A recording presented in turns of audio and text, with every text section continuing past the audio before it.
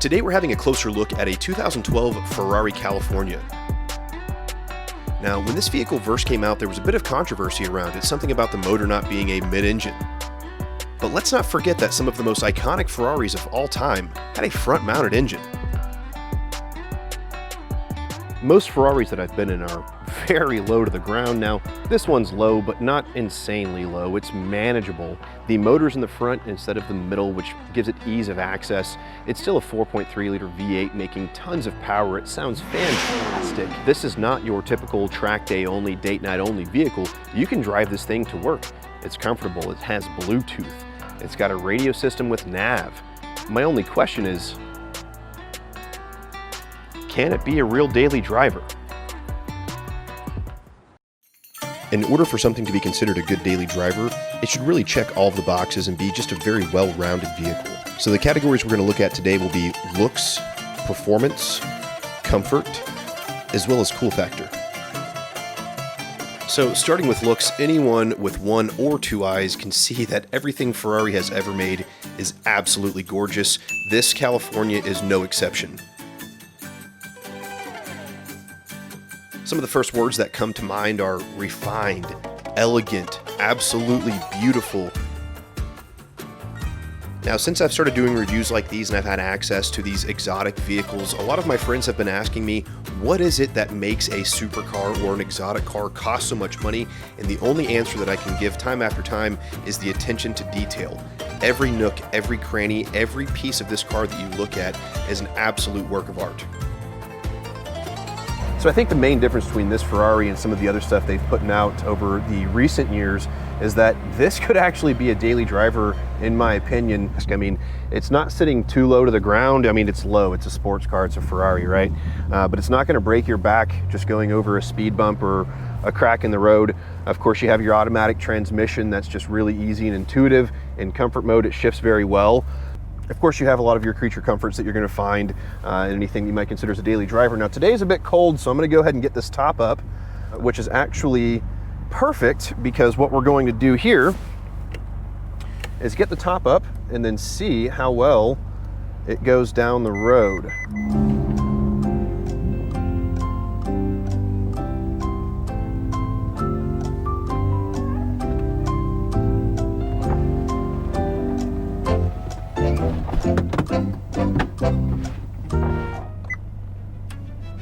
Not bad.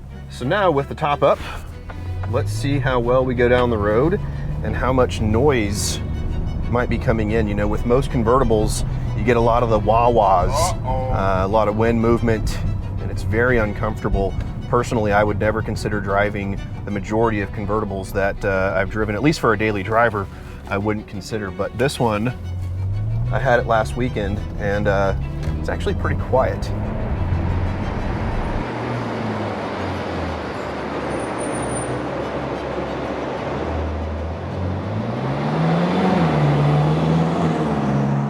So right now I've got this thing in comfort mode and I'm just heading down some standard suburban roads here in North Dallas. The roads here in North Dallas are notorious for being bumpy and have potholes everywhere, so I figure this is actually a really good area to test out the comfort mode feature inside of this Ferrari California. And coming down the road, it's actually quite smooth. Now, it is a sports car, so you can't expect like a Mercedes E-Class level of smoothness going down the road. However, I would say when stacked next to other, you know, supercars, exotics, whatever, this is quite nice. I was really surprised whenever I got in this thing and hit my first couple of bumps in the road, and it didn't destroy me, right? So, all in all, I'd say you could hop in this thing and head to work as a daily or as an every other day kind of car. It's not bad. Another thing I'd like to mention is the hardtop on this convertible here. You almost can't tell that the top does go down. With most convertibles, especially if you have a rag top or something like that, whenever you go down the highway, go down the road or anything with the top up, you have a lot of wind noise, you get a lot of vibrations and what I call the wah-wahs, which is kind of like a compressing the air on the inside of the cabin, where it just kind of gives you a headache, and I can't stand it personally, but with this hardtop, it was done so well that you don't have any of that. It just feels like a regular coupe. So obviously, whenever you buy a Ferrari, you're buying it for performance. Now, the fact that this comes in a package where you can put it in comfort mode and drive it and it be comfortable, I would say is a plus. Now, whenever you're buying a Ferrari, you really want to make sure it performs. So I'm going to go ahead and pop it into sport mode real quick. That's going to give it a completely different feel and kind of see how it changes its behavior.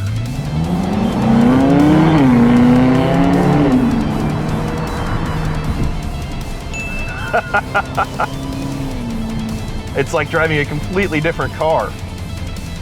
It shifts a bit more aggressively. It's definitely revving a lot higher.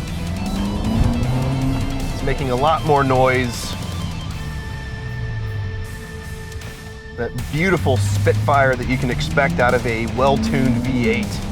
Fantastic. Just the vast difference in feeling it between comfort mode and sport mode is just crazy to me.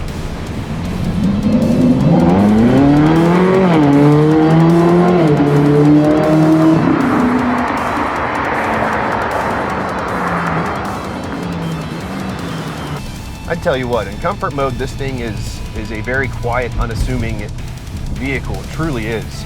But switching it over to sport mode, and I'm not going to put it into the ESC off. I'm not going to put it in that mode today, as this is not my vehicle. But in sport mode, that gives you plenty. Sport mode absolutely opens this thing up into a completely different animal. So much so, I'd like to take this thing over to our tunnel, see what this V8 sounds like going down it. Here we have the Ferrari California tunnel test.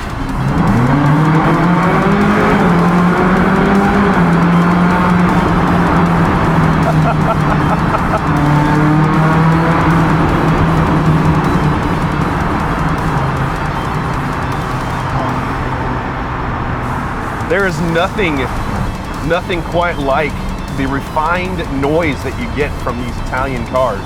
Specifically Ferrari, they do a fantastic job, and I don't know what it is that they do, but their motors sound different than anybody else's that they put out there. And honestly, I'm sure I'll figure it out one day, but this 4.3 liter V8, it's making 460 horsepower paired with a 7-speed dual clutch transmission. And man, the noises that you get out of these V8s that Ferrari does is just fantastic. So much, we're going back in, we're gonna do it twice.